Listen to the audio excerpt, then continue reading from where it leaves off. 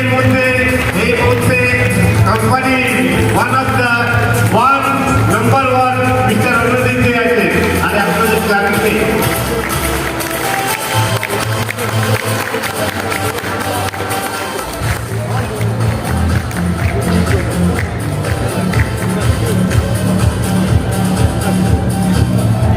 রানাদীপ দে স্যারকে এখানে পোডিয়ামের দরকার ছিল, কেন উনি পোডিয়াম ছাড়া খুব বেশিক্ষণ দেয় না।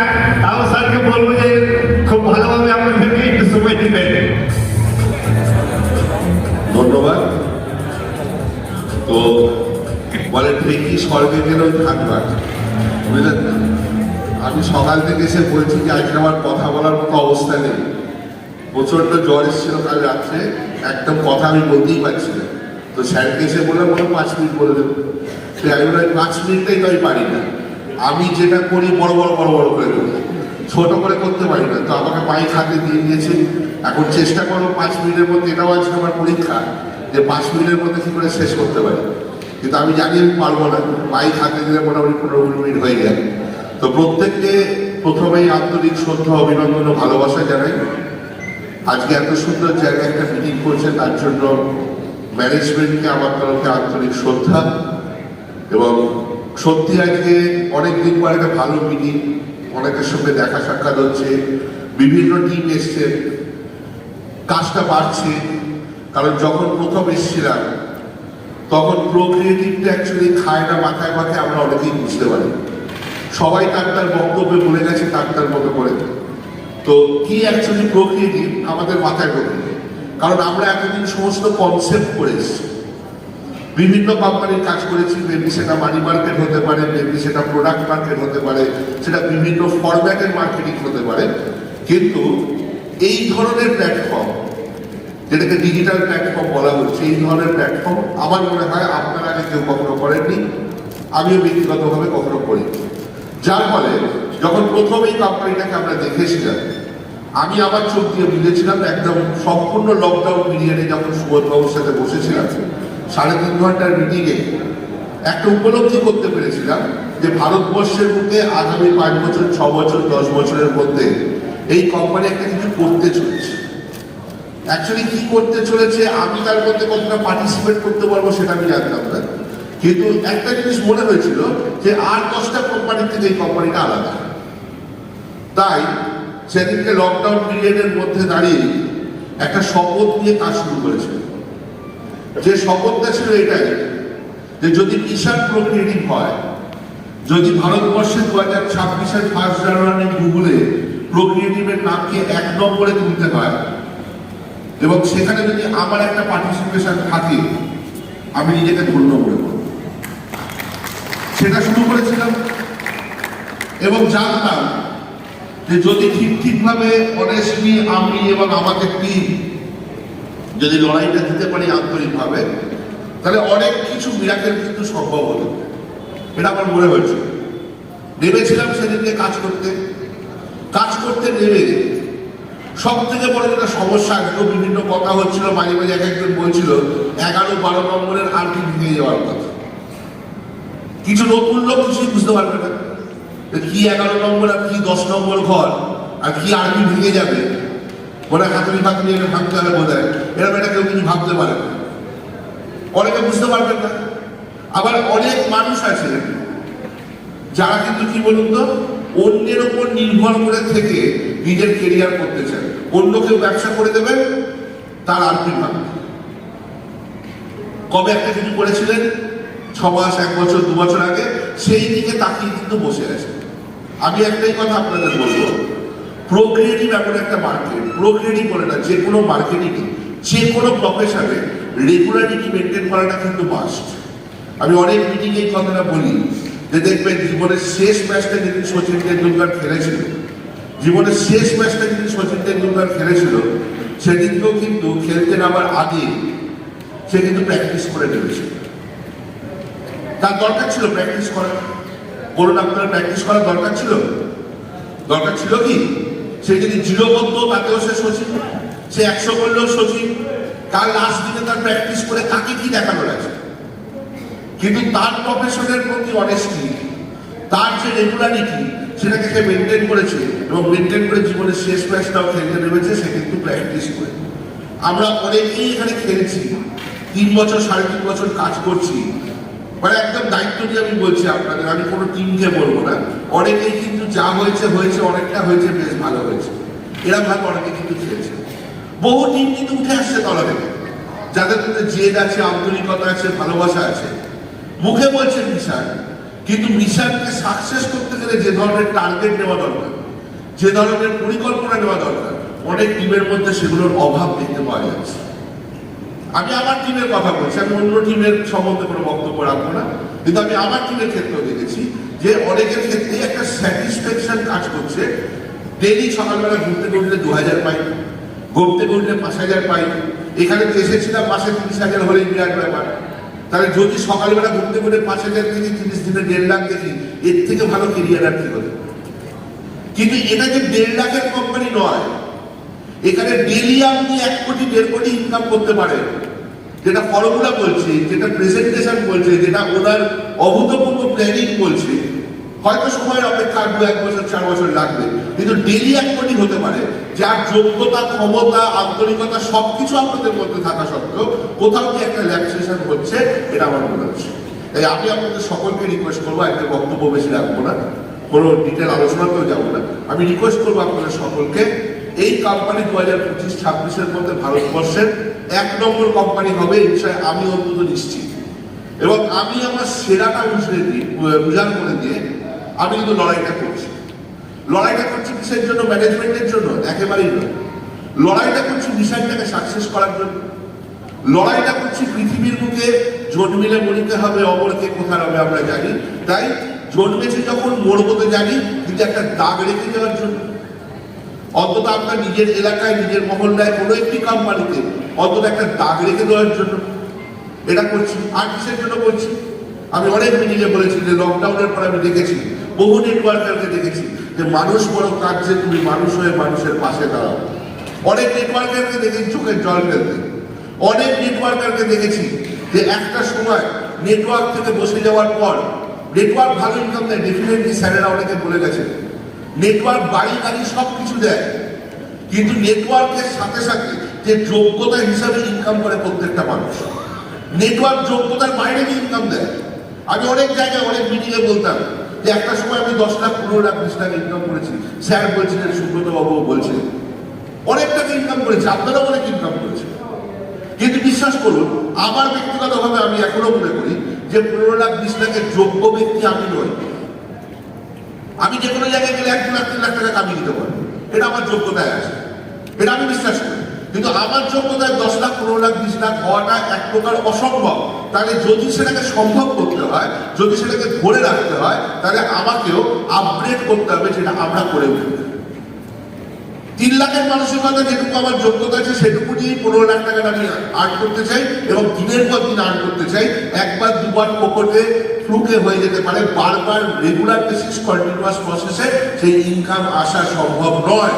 যেটার ফলে আজকে ম্যাক্সিমাম নেটওয়ার্ক মার্কেটিংয়ে শুধু কোম্পানি বা ম্যানেজমেন্টকে দোষ দিলে হবে না, নিজেদের লোক অনেকে সংকলন করতে পারেনি। অনেক রকম কারণে আজকে নেটওয়ার্কাররা অনেকেই বড় বড় ইনকাম করে আবার কিন্তু তলানিতে গিয়ে পড়েছে, জিরোর জায়গায় মাইনাসে সেটি পৌঁছে গেছে, অস্বীকার কেউ করতে পারবে না। তাহলে মাইনাস থেকে ঘুরে দাঁড়াতে গেলে কি করতে হবে? এমন একটা প্ল্যাটফর্ম লাগবে, এমন একটা জায়গা লাগবে, যে জায়গার উপর বেশ করে ভর করে ম্যানেজমেন্টের সাপোর্ট দিয়ে আবার আস্তে আস্তে ঘুরে দাঁড়াতে হবে। পুরোটাই রাতারাতি কিন্তু হয় না, একটা ওভারনাইটের মধ্যে কোনো কিছু হবে না। কিন্তু আমরা কি দেখেছি, একটা 15 দিনের গর্তকে বোঝাই করতে গিয়ে, এখানে অনেক মানুষ এরকম আছে, অন্তত আমার টিমে তো আছে, 15 দিনের গর্ত বোঝাই করতে গিয়ে নতুন নতুন আরো 4টে 10টা 50টা গর্ত ঘুরে ফেলেছিল। এবং আজকের ডেটে এই কোম্পানিতেও ভালো টাকা ইনকাম করার পরেও বহু মানুষকে দেখা যায় যে আরো নতুন নতুন গর্ত খুলছে, যে আগামী দিনের লাইবিলিটিটাকে কত তাড়াতাড়ি আমি রিকভার করতে পারি। এইভাবে কি রিকভার হতে পারে? তাহলে সেখান থেকে দাঁড়িয়ে আমি আপনাদের একটাই কথা বলবো, যে এই ধরনের একটা প্ল্যাটফর্ম যেখানে আমরা পেয়েছি, যেখানে হারানোর কিছু। আমি অনেক জায়গায় গল্প বলতাম, সব ক্ষেত্রে ম্যানেজমেন্টকে দোষ দেবো। ভারতবর্ষের আইন কি বলে? আমি গল্প একটা অনেকবার আপনাদের বলেছি, আজকে এই গল্পটা প্রাসঙ্গিক বলে একবার বলি, যে কোন একটি জঙ্গলে কোন একটি জঙ্গলে বুনো হাতি ধরার জন্য বন দপ্তরের লোক নেমেছে। এই গল্পটা আপনারা অনেকে শুনেছেন, তাই আমি আরেকবার বলবো। বুনো হাতি ধরার জন্য লোক নেমেছে। কি করবে? বুনো হাতিগুলো প্রচন্ড ডিস্টার্ব করছে, তো জঙ্গল থেকে তাদেরকে আটক করতে হবে, বুনো হাতি ধরতে হবে। বন দপ্তরের লোক ঢুকে পড়েছে। এই দেখে বেশ কিছু জঙ্গলের ষাঁড় দৌড়ঝাঁপ শুরু করেছে চারিদিকে। জঙ্গলে প্রচুর পশু পাখি, তো পশু পাখিরা নিজেদের মধ্যে আলোচনা করছে, কি বোকা দেখ ষাঁড়গুলো, ধরতে এসছে বুনো হাতি আর ষাঁড়গুলো দৌড়ে পড়ছে। তবুও ষাঁড়গুলো থামছে না, ষাঁড়গুলো যে যার মতো পাগলের মতো দৌড়ঝাঁপ শুরু করেছে। তখন বেশ কিছু পশু ওই ষাঁড়গুলোকে ডেকে বলে, এই তোরা দৌড়চ্ছিস কেন? মানে তোদের ধরতে এসছে, বলছে বুনো হাতি ধরবো, শুনতে পাচ্ছিস না? বলছে ওরে বাবা, ওরকম করা যাবে না, দৌড়তে হবে। বলছে কেন? বলছে শোনো ভাই, যদি একবার ভুল করে আমাকে ষাঁড়টাকে বুনো হাতি ভেবে ধরে ফেলে, তাহলে ভারতবর্ষের যে আইন আগামী 7 বছর 10 বছর সময় লাগবে প্রমাণ করতে যে ভাই আমি বুনো হাতি নই, আমি একটা ষাঁড়। এটাই ভারতবর্ষ, যেখানে বহু কোম্পানিকে আজকে কিন্তু দেখা যেতে পারে, আগামী দিনে দেখা যেতে পারে যে বহু ভালো কোম্পানিকে কিন্তু সরকারি রুলস অ্যান্ড রেগুলেশনের কারণে অনেক রকম অবস্ট্যাকেলের মধ্যে আসতে হতে পারে। এই কোম্পানির ক্ষেত্রে আমি আপনাদের বলতে পারি, সেই ধরনের সমস্যা কিন্তু এক প্রকার এই কোম্পানিতে নেই বললেই চলে, বা আমাদের কোনো লাইবিলিটি নেই বললেই চলে। তবুও আমি আপনাদেরকে বলবো, আমাদের কিছু স্পিচ, আমাদের কিছু কথা, যেগুলো অন্তত লিডারশিপের কিছু কথা আমি স্যারকেও রিকোয়েস্ট করবো। স্যার বলেছেন এই কথাটা যে আগামী দিনে আমি ওয়ার্কশপ করবো বিভিন্ন জায়গায়। শুধু আবেগ দিয়ে ব্যবসা করলে হবে না। আগামী 5 বছর পর আমি 1 নম্বর হবো না 5 নম্বর হবো, সেটা সময় বলবে। কিন্তু এই 5 বছরের মধ্যে আমাদের যে শিক্ষাগুলোর অভাব আছে, আমাদের কোম্পানি সম্বন্ধে যে না জানা জায়গাগুলো রয়েছে, সেই জায়গাগুলো কত তাড়াতাড়ি আমরা রেকটিফাই করতে পারি। এবং রাস্তায় দাঁড়িয়ে আজকে যদি এই কোম্পানির নামে কোনো কেউ একটা কথা বলে, তাকে যুক্তি দিয়ে, কোনো তর্ক করে ঝগড়া করে নয়, যুক্তি দিয়ে তাকে যাতে বুঝিয়ে জয়লাভ করে আসতে পারি যে ভারতবর্ষে সত্যি আপনি চান বা নাই চান, 2026 আমরা 1 নম্বর কোম্পানি দেখে নেব। এই যোগ্যতার অন্তত আমাদের এই লিডারশিপ, খালি লিডারশিপ করলে হবে না, সুপার লিডারশিপ করলে হবে না, এই লিডারশিপের যোগ্যতাটা অন্তত ম্যানেজমেন্ট আমাদের তৈরি করে দেবে, এটা আমি আশা রাখবো আপনার কাছে। আর এটা খুবই দরকার, এটা প্রচন্ড ভাবে দরকার। আদারওয়াইজ কিন্তু কোম্পানি চলছে, কিন্তু কোথাও একটা বিশ্বাসের ঘাটতি হচ্ছে বলে আমার এই কোম্পানিতে মনে হচ্ছে। আদারওয়াইজ এই কোম্পানির যে স্পিড আছে, যে ধরনের পরিকল্পনা ম্যানেজমেন্টের আছে, আমি বিশ্বাস করি বহু মানুষ আগামী দিনে কয়েক কোটি টাকা এই কোম্পানি থেকে ইনকাম করবেন, সততার সঙ্গে ইনকাম করবেন।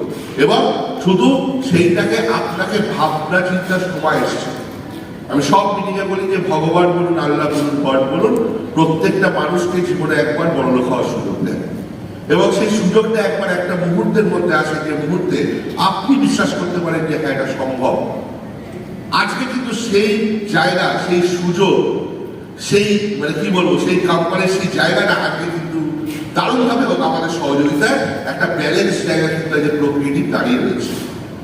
এই ব্যালেন্স জায়গাটাকে যদি আমরা ধরতে পারি, একটু চোখটা বন্ধ করে ভাবুন। আজকে ত্রিপুরা থেকে একজন ম্যাডাম এসছে, লিডারশিপ করে এসছেন, রাখি ম্যাডাম বলে একটু দাঁড়াতো। ম্যাডাম কোথায় আছেন? ম্যাডাম এসছেন। ম্যাডাম পুরোনো দিনে আমার সাথে কাজ করতেন, মানে আমাদের সাথে কাজ করতেন। অত্যন্ত যোগ্য লিডার, খুব ভালো লিডার। ত্রিপুরা থেকে এসছেন, শুধু এই প্রোগ্রামটা অ্যাটেন্ড করবেন বলে লিডারশিপ করে এসছে, যোগ্যতা প্রমাণ করে এসছে। কারণ দয়া দাক্ষিণ্য আছে, আর আমাদের এখানে দয়া দাক্ষিণ্য কম হয়, আপনারা জানেন। কারণ দয়া দাক্ষিণ্য আমরা পছন্দ করি না, পাত্তাও দিই না। তো উনি যোগ্যতা দিয়ে এসছেন এবং এখানে আজকে এসছেন, কালকে আবার সকালে ফ্লাইটে চলে যাবেন। বিরাট করে ইনকাম করেননি এখন এখানে, ফ্লাইটের আসা যাওয়ার খরচাটা ওনার উঠবে না। তবুও আন্তরিকতা এবং আগামী দিনে এই কোম্পানিতে বিরাট কিছু একটা হতে পারে, এটা কিন্তু উনি বুঝে গেছেন। এসে বড় উনি বুঝে গেছেন। এই যে বোধটা আসা দরকার, এই বোধটা যদি আপনাদের সকলের মধ্যে চলে আসে, একটু ভাবুন তো। আমি তো চোখ বন্ধ করে আজ থেকে স্বপ্ন দেখি যে আজ থেকে 2 বছর 2.5 বছর পর ত্রিপুরার প্রত্যেকটা বাড়িতে বাড়িতে, প্রত্যেকটা মহলায়, প্রত্যেকটা ঘরে প্রোক্রিয়েটিভের কাজ থাকবে, আর তার মধ্যমণি হিসাবে রাখি ম্যাডাম এবং তার অ্যাসোসিয়েট সেখানে নেতৃত্ব দেবে। কেমন লাগবে বলুন, কেমন লাগবে? আজকে যদি আপনার এলাকাটা থেকে আপনি ভাবেন, যে এলাকাতে আপনি থাকেন সেই এলাকায় একটু চোখটা বন্ধ করে ভাবুন, অন্য টিম কেন ঢুকবে? এবার আপনি বলবেন কেন অন্য টিম কাজ করতে দেবেন না, মেরে দাঁড়াবেন? আমি না, একদম বলছি নিশ্চয়ই কাজ করবে, কম্পিটিশন থাকবে। কিন্তু আমি বিশ্বাস করি আমি যেখানে থাকবো সেখানে আমি শেষ কথা বলবো, এবং আমি যেখানে ইট পারবো আমার পর থেকে সেখানে লাইন শুরু হবে। আমি 3 বছর ধরে এখানে এই কোম্পানিতে কাজ করছি, এখন অনেক বড় বড় লিডারশিপ আসছে, আমি অ্যাকসেপ্ট করছি এটাকে। আমি আবার এখানে দাঁড়িয়ে বলছি, সবার সামনে জনসমক্ষে বলছি, থার্ড টাইম এই বছর আমি 1 নম্বর পজিশন হোল্ড করতে চলেছি 5ই সেপ্টেম্বর। আমার যোগ্যতা করতে চলেছি আপনাদের সহযোগিতা, এবং আমি আগামী দিনে, আমার কাছে পয়সাটা বড় কথা না, আগামী দিনে এবং তার আগামী দিনে যতগুলো বছর এখানে কাজ করব, আমার লক্ষ্য থাকবে 1 নম্বর কখনো 2 নম্বরের দিকে তাকিয়ে কাজ করে না। আমি 1 নম্বর পজিশন নিয়ে থাকবো, এটা আমার কমিটমেন্ট। এই ব্যাপারে বাস্তবের অনেক বড়, আমি তাদের সম্মান দিই, আমি শ্রদ্ধা করি, এবং আমি চাই তারা আমাকে মিট করতে। যদি আমাকে মিট করতে পারে ওয়েল অ্যান্ড গুড, কোথাও অসুবিধা নেই, আমি মিট করতে দেবো, এটা আমার কমিটমেন্ট। তার জন্য আমার টিমকে যা করতে হয় আমি করবো, যত প্রোগ্রাম করতে হয় করবো, দিনে দিন প্রতিদিন বাড়ি গিয়ে লোকের বাড়ি গিয়ে বসে থাকতে আমি বসে থাকবো। আমি সেই কমিটমেন্টে ব্যবসা করি। যদি সেই জিতে যায় তাতে আমার কোনো দুঃখ নেই। আলটিমেট লাভ হবে কাদের জানেন? কোম্পানি। তার থেকেও বড় লাভ হবে কাদের জানেন? এন্টার প্রোগ্রেটিভ ফ্যামিলি। কারণ যদি কালকে সুব্রত বাবু আমাকে টপকায়, আমি খুশি হব, হয়তো মন থেকে কষ্ট লাগবে, স্যার রাগ করবেন না স্যার, ঠিক আছে? তো যদি টপকায়, যদি তরুণ বাবু আমাকে টপকায়, আমি প্রথমেই না, আমি কাউকে ছোট ভাবি না। প্রথম দিন যদি তরুণ বাবুকে আমি দেখেছিলাম, ভাই লোকের মধ্যে ক্ষমতা আছি, ওরে বাবা, তরুণ বাবুকে দেখার পরে থেকে আমি নিরাজ্যে মিটিং দেখে দিচ্ছি, টপকে যাবো, বুঝতে পারছো না, লোক বেরিয়ে চলে যাবে, একদম যেতে দেওয়া যাবে না কোনোভাবে। ওর সাথে আমার ব্যক্তিগত কোনো ক্ষোভ বিক্ষোভ নেই, কোনো মারামারি নেই। কি স্যার মারামারি আছে? উনি বললে খারাপ না ভালো, ভালো না খারাপ, আমি ফার্স্ট হই, উনি ফার্স্ট হই, আলটিমেট ফার্স্টটা কিন্তু কোম্পানি হবে। এবং এখানে যত লোকের পুরোনো দিনের বুঝে হোক না বুঝে হোক রিওয়ার্ড পয়েন্ট কালেক্ট করা আছে, সেই রিওয়ার্ড পয়েন্টের আলটিমেট ঘর ভাঙলে কারোর দিকে তাকিয়ে নয়, প্রত্যেকটা টিমের লড়াইয়ের মধ্যে থেকে সেই ঘর ভাঙবে। এটাই ভাবছি এবং এই রাস্তাই দেখাচ্ছে এই কোম্পানি।